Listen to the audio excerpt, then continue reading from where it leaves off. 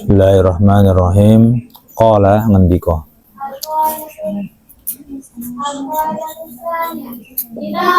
Sapa syekhuna gurune kita. Walladzi utawi perkara.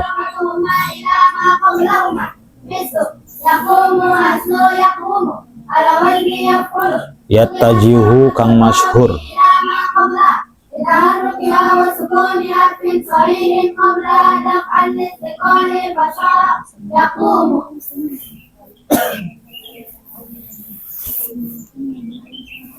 Apa annahu sa'tuhune alladzi iku la yajuzu ora wenang lahu kaduwe wong apa sholatu syiddatil khaufi sholat bangete wedi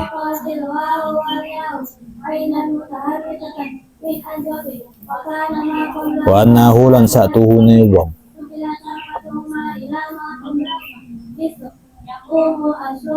iku yalzamu harus atau wajib hu ing wong apa at-tarku meninggalkan sholat hatta yakhruja sehingga metu sapa wong minha saking ardun maghsubah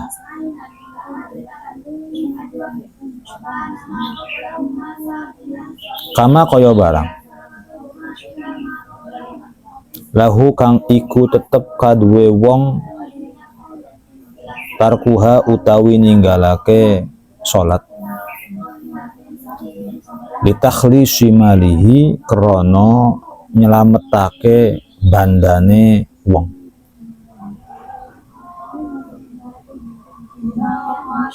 lau ukhidha lamun den alap apa minhu saking mal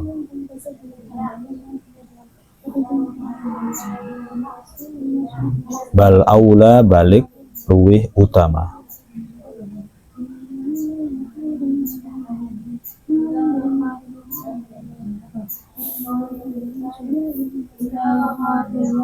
ghasab itu mencuri hukumnya. Cuman kalau ghasab itu ada niatan untuk mengembalikan. Kalau mencuri tidak ada niatan untuk mengembalikan. Jadi kalau ghasab si pengghasab itu masih merasa bahwa barang yang dia ambil itu milik orang lain. Tapi kalau pencuri itu mengalihkan haknya. Yang tadinya milik orang lain, sekarang milik dirinya sendiri itu mencuri. Beda-beda tipis lah. Nah, dalam ghasab itu, kalau ada bahasa ulima ridhohu,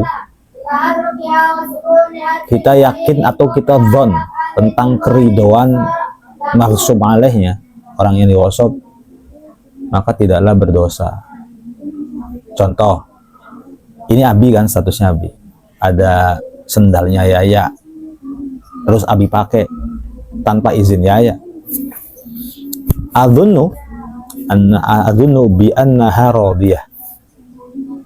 Saya menduga kuat bahwa Yaya itu pasti ridho. Ay ulima ridhoha, sangat dipastikan ridhonya Yaya. Maka ketika ngambil sendal tanpa izin Yaya, Abi nggak kena hukum ghasab. Paham nggak? Tapi kalau Abi sama Yaya nggak deket sama Yaya, misalnya nggak deket sama Yaya, katakan santri biasa lah, Ulfi tak apa harus izin Abi. Karena saya nggak tahu hatinya Ulfi ketika dipinjam sama Abi bagaimana, ridho atau jangan-jangan kok pakai HP, kok pakai sendal saya. Kalau ada bahasa begitu aja Abi udah ghasab. Bahkan ada santri yang di ghasab sama Abi malah seneng, bukan ridho lagi itu malah. Abi dapat pahala kan, masih pahala. Pulpen, ini punya siapa, ini punya list, pakai aja Abi langsung. Satu halal, dua pahala. bikin dia senang juga kan, tapi jangan ke orang lain.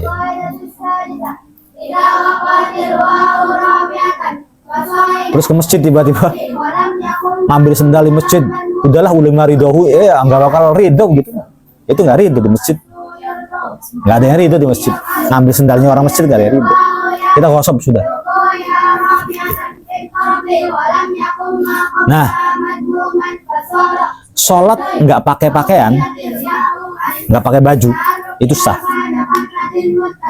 Sebagaimana sholat dengan memakai pakaian yang dapat ghosob, kama fi thawbin maghsub.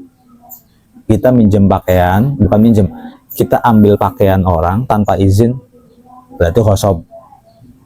Lalu sholat, dosa tapi sah, dosa tapi sah. Haram.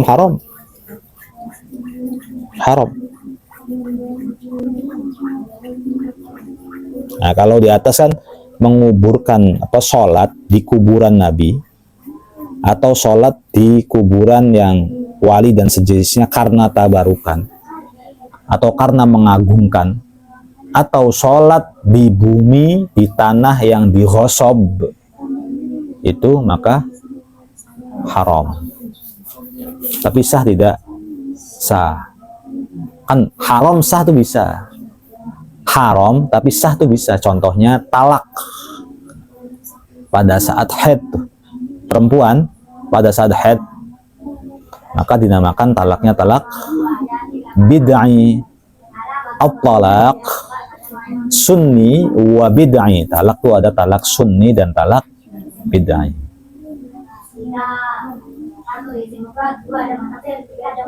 Talak bid'ai itu apa? Talak yang dilakukan oleh seorang laki-laki kepada istrinya pada saat haid atau pada saat suci tapi sudah digauli. Suci sudah digauli, maka masuk dalam kategori talaknya talak bid'ai. Talak bid'ai dibenci oleh baginda Nabi Shallallahu Alaihi Wasallam. Haram, tapi sah. Tapi sah. Sama kayak misalnya kita tahu ada perempuan yang sudah ditunangin oleh laki-laki, kan haram. Kita menikahi dia atau menunangi dia itu haram, nggak boleh. Ada perempuan udah tunangan, kita deketin aja udah haram. Jangan membeli barang yang sudah dipesan orang, dan jangan pula, kata Nabi, menikahi wanita yang sudah dikhitbah orang. Makanya salah satu ciri khitbah itu ada cincin. Boleh aja, biar laki-laki lain tuh pada tahu nih, apa namanya, nih perempuan udah ada tunangannya saya gitu. Ya, ketika ada laki-laki yang sekiranya ngincer perempuan padahal udah ada ciri-cirinya, misalnya cincin, ya si laki-laki berdosa. Lebih berdosa lagi perempuannya yang terima tunangan dosa. Nikah nambah pisan, la barokata fihi, la barokata. Ada salah satu wali santri, Abi nggak sebutin namanya, yang dia nikah sampai sekarang dengan istrinya, yang mana istrinya ternyata ketika dinikahin itu dalam keadaan makhtubah. Makhtubah, dia apa? Ditunangin, padahal udah tunangan istrinya, maksa. Ya kadang-kadang ya, kan gini, para ulama dulu kalau ada sakit, lalu gelisah, lalu pikiran, lalu hidupnya susah, yang paling mereka koreksi adalah diri mereka sendiri.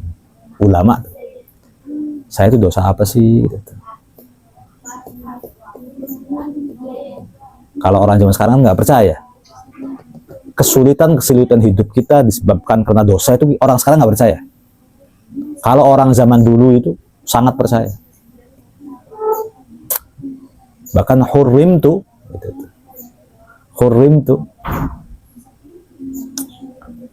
qiyamal lail khamsata ashhur bi dzambin adznabtuh. Saya nggak bisa qiyamul lail selama 5 bulan itu karena dosa saya, gitu. Jadi orang-orang dulu tuh kalau mengaitkan kesulitan hidupnya, kemalasannya, menghadapi masalah, menghadapi anak tuh bisa di dosa saya ini, gitu. Jadi nggak nyalain orang lain, nggak nyalain keadaan, nggak bilang takdir juga. Dosa saya, dosa apa ya? Gitu. Dosa apa ya? Nah, orang zaman sekarang tuh nggak percaya. Nah, orang hidupnya susah banget, istrinya selingkuh misalnya, anaknya nakal, rumah belum punya masih ngontrak, dia kolektor nagih-nagih terus, listrik bunyi-bunyi aja, magicom nggak ada nasinya, berantakan, suaminya kerjaannya judol aja. Nah, kalau nangis tuh coba dosa apa gitu tuh, maksud dosa apa, barangkali sama orang tua berani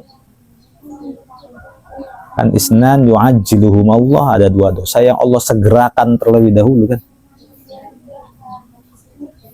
barangkali sama orang tua berani. Cuman orang zaman sekarang tuh nggak percaya aja. Ada keterkaitan ini gini, kamu percaya nggak bahwa pikiran itu akan mempengaruhi fisik? Pikiran itu akan mempengaruhi fisik. Kesehatan seseorang itu dari pikiran.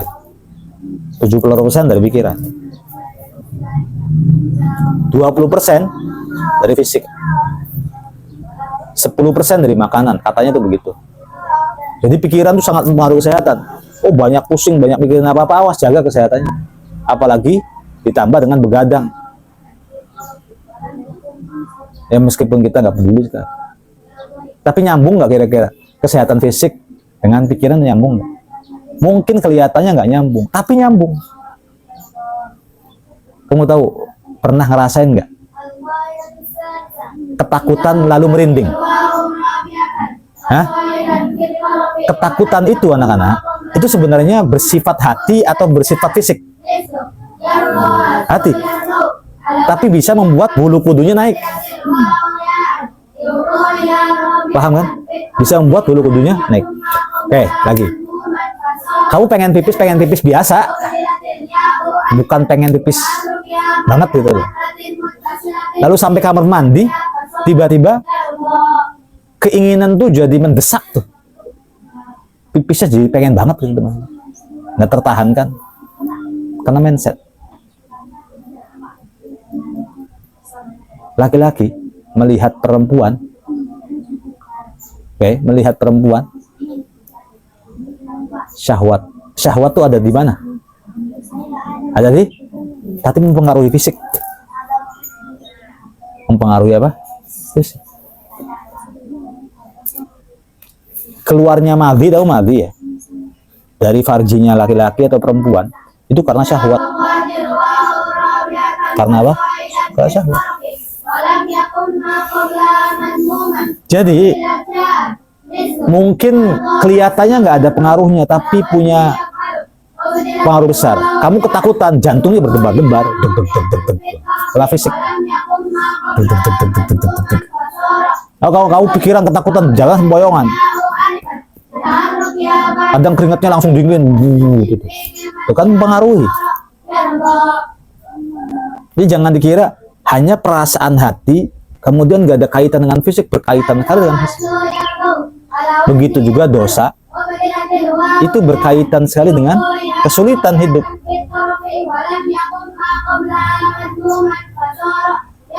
Ulama-ulama dulu tuh, saya punya salah sih intinya. Ini saya punya salah, mungkin ninggalin sholat, mungkin inilah, mungkin macam-macam lah. Sehingga suka ngoreksi diri sendiri, bahwa ya kita tuh pelaku dosa, dosanya banyak. Fala talumuna anfusakum, jangan nyalahin siapapun, ya salahin diri kita yang memang dosanya banyak. Kalau misalnya mau enak ya jangan punya dosa. Ghosab itu dosa atau bukan? Ghosab itu dosa bukan? Dosa. meskipun kecil. La saghirata ma'al israr wala kabirata ma'al istighfar. Meskipun dosa kecil, tapi kalau terus-terusan maka jadinya dosa besar. Khosob itu juga besar, lama-lama kebiasaan.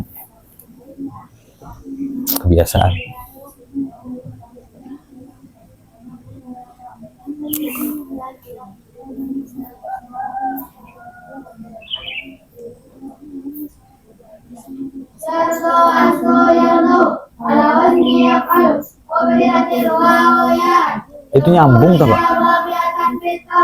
Apa gimana? Dari atasnya udah panjang.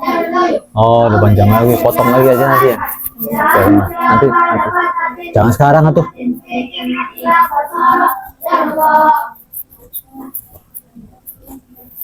Jangan sekarang, nanti potong lagi. Bagus. Yang sering dipotongin biar.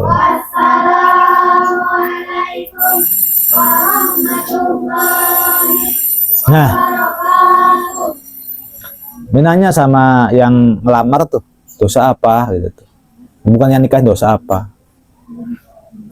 Ya mungkin karena ini, itu dianya nggak tahu hukumnya. Mungkin karena ini mungkin kurang apa lagi kita gitu. Yang rugiin orang banget. Nggak tahu siapa lagi. Udah kan nggak semua orang tua, enggak, waktu orang tua meninggal baik-baik aja kok. Ditanya lah, mungkin beberapa bulan kemudian, tapi dengar apa kata orang akhirnya. Iya tete ku waktu nikah dengan si Anu yang punya anak di santri itu ngerebut tunangan orang. Ya enggak ngerebut sih, orang dianya mau. Paham nggak? Kalau orang jawaban ngeles namanya begitu. Masih gini, kamu tahu jawaban ngeles nggak? Mas, kenapa ke lapangan? Orang diajak. Itu namanya jawaban apa? Ngeles namanya. Intinya sih kamu mau gitu tuh. Orang tuh kalau nggak mau tuh diajak juga gak bakal mau. Iya kan?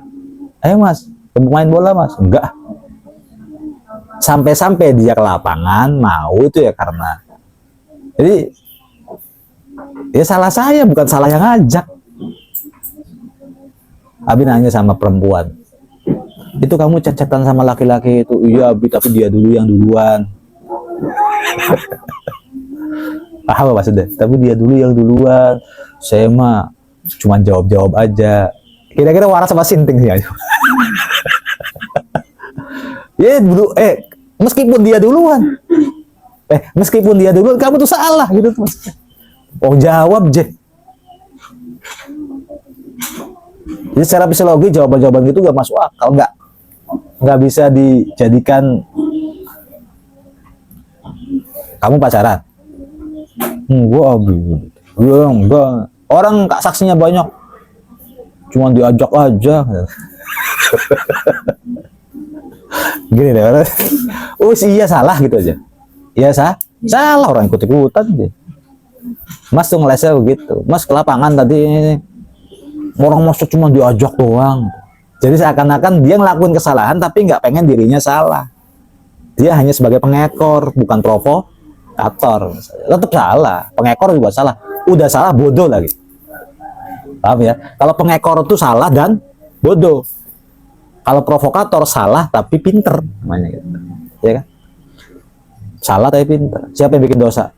Itu. Saya ngajak-ngajak. Nah, orang ngajak-ngajak tuh salah tapi pinter. Yang diajak-ajak ini salah tapi dungu namanya. Paham gak gitu? Oke, kembali ya persoalan masalah tunangan. Ya tunangan. Yang enggak sih, yang dianya aja mau. Si perempuannya tuh mau. Ini jawabannya ini ngulat-ngulat nih maksudnya. Orang nggak ngerebut, dianya mau. Udah bikin ketawa kan hati. Ente ku ngerebut, ngerayu dia, lalu dia mau gitu tuh maksudnya. Kalau ada jumlatun muqaddaratun, okay? Ada jumlah yang dikira-kirakan, kan dianya kan langsung enggak. Ini ketika kita berikan sebuah pertanyaan yang menyudutkan dia atas kesalahan dia akan menjawab tidak. Tapi ingat, jawaban selanjutnya mengindikasikan bahwa ya Enggak kok, gitu. Enggak ngerebut, karena bahasa ngerebut itu adalah bahasa apa? Negatif. Dia tidak mau diidentikan dengan sebuah hal-hal negatif, kan manusia wajarnya begitu. Bisa nggak Abi nggak belajar begitu? Ya harus ngerti begitu. Kamu ngerebut tunangan orang? Enggak kok. Dianya aja yang mau. Jawaban enggak kok itu jawaban yang wajar. Jawaban dari seorang yang memang tidak mau disalahkan. Oke ya? Nah, jawaban yang benar adalah setelahnya. Wong dianya mau kok. Kan parah namanya. Kalau dianya yang merayu gitu tuh, berarti ente bodoh. Kalau dianya mau, berarti ente provokator. Bodain, nyamperin, kemudian akhirnya si perempuan ini akhirnya mau. Ente tahu itu udah punya tunangan. Ya katanya sih udah. Salah itu salah. Jadi halal gak? Halal pernikahannya. Dosa tapi ente sudah menyakiti orang, menyakiti laki-laki yang sudah menunangkannya. Dosa. Jadi ada haram tapi dosa tuh ada. Haram tapi dosa tuh ada.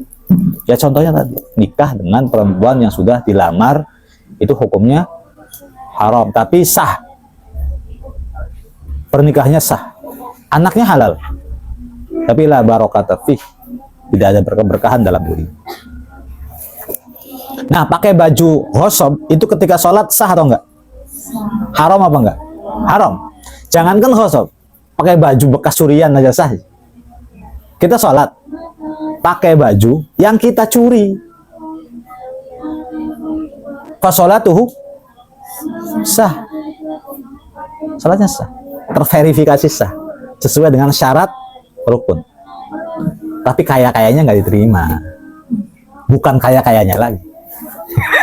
Dipastikan 1000% nggak bakal terima. Haji menggunakan uang haram, la labbaik wala sa'daik. Hajinya sah. Amma mabrurun makbulun au ghairu makbul fa amruhu ila Allah. Itu mau urusannya Allah.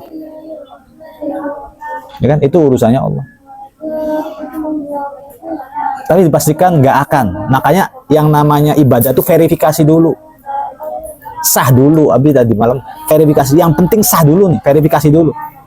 Setelah verifikasi selesai, kita mikirin gimana caranya diterima.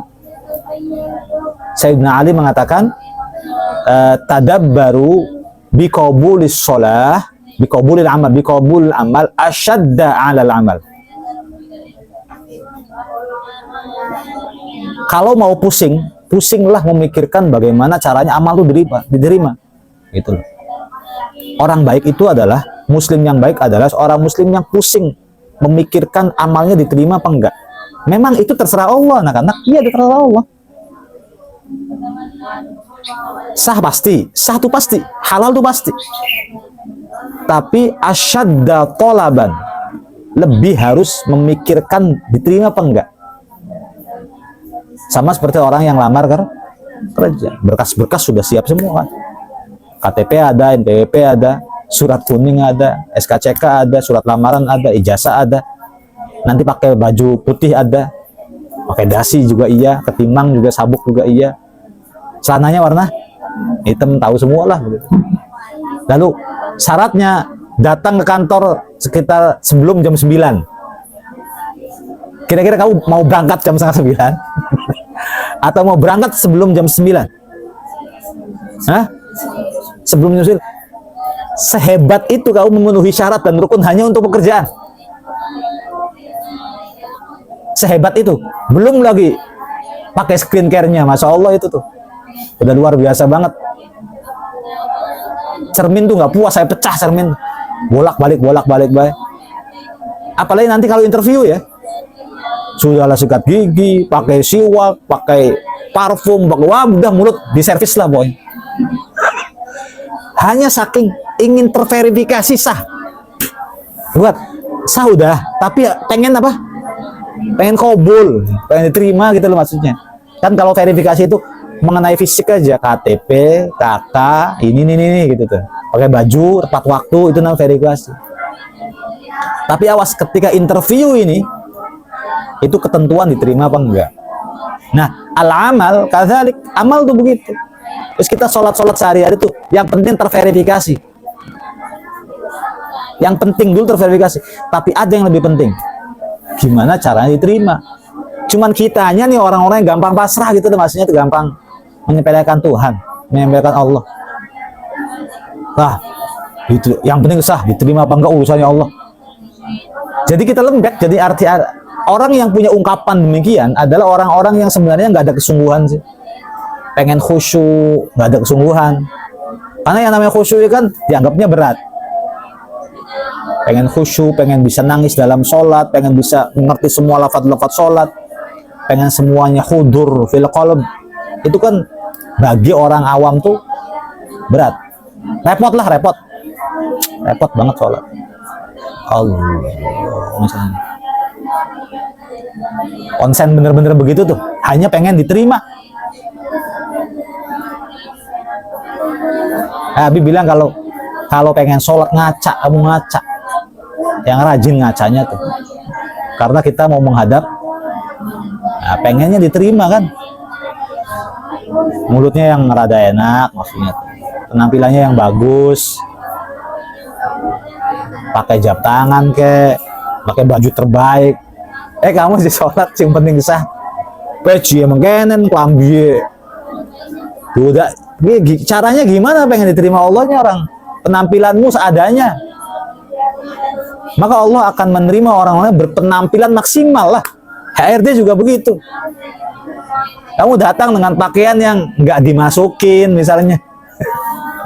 Nggak dimasukin. Sabuknya pakai tali rapia.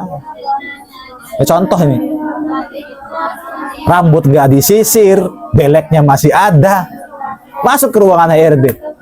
HRD lihat penampilan kamu, bocah ini.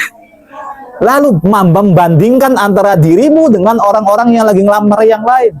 Begitu cantiknya, begitu ganteng-gantengnya, rapi-rapinya, disetrika. Kamu nggak disetrika, baju lempitannya sampai 40. Busiki kucel teman gelandangan apa? Niatnya mau jadi gelandangan atau mau jadi orang yang pengen apa? Ngelamar kerja. Kan akhirnya ya daripada nerima ira, aku bilang sih ngantri. Ya kan, daripada nerima kamu. Yang ngantri banyak. Wa kadzalika Allah tuh jual mahal juga, anak-anak. Jangan kamu bilang pemurah, pengasih, pesapnya, terus-terusan ngomong gitu. Innallaha ghafurur rahim. Allah juga menerima amal itu. Lihat-lihat kitanya. Kalau kitanya sholat dengan kondisi dan penampilan apa adanya, ya jangan salahkan Allah. Kita haji, kita puasa dengan kondisi apa adanya lagi. Ya sudah, ya siap-siap aja, nggak diterima gitu. Oke, yang penting sah ya, yang penting sah. Tapi ada yang jauh lebih penting, yaitu diterima kan. Penampilan ya apa adanya. Penampilan apa adanya, sebisa lah. Sebisa. Terus jawabannya, kamu kok kalau sholat apa adanya aja sih, nggak dimaksimalin? Jawabannya begini, ya emang saya mah begini, jadi diri sendiri. Saja jangan berubah begitu mah, nggak usah berubah, selamanya aja gitu. Ini bahasa sesat zaman sekarang, bahasa medsos. Jadilah diri sendiri, orang bahasa. Ya emang kita harus jadi diri sendiri, pun jadi orang lain. Tapi kan niru orang lain, amalnya orang lain, belajar dari orang lain. Belajar kesuksesan orang lain, belajar dari kegagalan orang lain. Itu orang kan begitu. Jadi akhirnya tuh anak-anak, kalau kita menyamakan antara verifikasi dengan diterimanya amal, lalu kerjaan tuh akhirnya kita mikir, kalau kita ngelamar kerja lalu menghadap HRD ketika interview itu gimana ya gitu. Maksimal banget kan, demi dunia tuh maksimal banget. Tapi demi akhirat tuh kita biasa aja gitu. Artinya kita sebenarnya kita adalah orang-orang yang punya jiwa ini, punya jiwa lebih ke arah ngelunjak. Mentang-mentang Tuhannya baik, akhirnya kita kayak preman jadinya, berpenampilan kayak preman. nggak seakan-akan nggak peduli bahaya, yang penting sah. Enggak, sah tuh jangankan ada sah yang tidak diterima, ada sah yang haram juga. Nah, salah satunya kayak tadi tuh. Oh, jawabannya wong dianya mau, wong dianya mau. Tapi kalau lihat orang-orang punya jawaban tuh aneh-aneh tuh, kayak pengen ketawa sendiri. Kamu ngerebut lamaran orang, enggak, wong dia mau. Kenapa bisa jawab enggak coba? Karena orang tuh tidak mau diidentifikasikan dengan hal-hal negatif. Coba bayangin, kamu nyuri, ada bahasa negatif nyuri, jawabannya langsung ngedak. Tidak, setiap orang juga begitu, ya kan? Secara ruhani ketika ada orang bilang kamu ngerebut, kamu sombong, kamu nyuri, kamu ngambil, kamu nggak izin, kan ini diksinya lebih ke arah negatif semua. Ketika ada seseorang yang dilemparkan dengan diksi-diksi negatif, dia akan nolak dengan hatinya. Enggak. Oke, bukan itu jawaban awalnya, tapi penjelasannya yang akan membuat kita dia ngelakuin apa enggak. Ya, betul? Kamu mencuri? Enggak. Terus kan handphone dia ada di kamu. Gitu. Kan gini ceritanya. Dia nitip handphone ke saya. Apa ada pernyataan nitip dari dia akadnya? Ya enggak sih, saya pengertian aja nyimpen. Nyolong kira-kira. Kamu tuh nyolong namanya. Entong? Nah, baju yang dapat khosab itu sah, tapi haram. Nah, kalau insyak kafiri do maliki, kita ragu terhadap ridho pemiliknya, maka sah. La in dhanna bi qarinatin, kalau kita menduga ada tanda-tanda keridoan, itu sudah bukan sah lagi, di atas sah. Laudaqal waktu wa huwa bi ardin maghsubin ahrama, kalau waktunya mepet, mau asarnya aja, duhur mau asarnya aja, lalu kita masih berada di tanah yang dighosab, maka takbiratul ihram sambil masyian, sambil Allahu Akbar. Oke. Qala Syekhuna walladhi yattajihu annahu la yajuzu lahu sholatu syiddatil khaufi wa annahu yalzamu tarku hatta yakhruja minha kama law tarkuha. Syekhuna mengatakan, ya, pendapat yang masyhur itu adalah tidak boleh sholat bagi seseorang dalam keadaan yang teramat sangat takut apabila berada di bumi yang dighosab. Wa annahu yalzamuhu tarku, dan dia diharuskan jangan sholat dulu hatta yakhruja minha, sampai dia bisa keluar dari tanah yang dighosab tersebut. Jadi jangan sholat di tanah yang, tinggalkan sholatnya dengan cara kamu keluar dari tanah yang ghosab, kemudian baru langsung sholat. Kama law tarkuha li takhlis malih, seperti halnya boleh meninggalkan sholat untuk menyelamatkan harta kalau ada begal. Bal aula, bahkan meninggalkan sholat dianggap baik. Menunda lebih, bukan meninggalkan, menunda. Wallahu a'lam.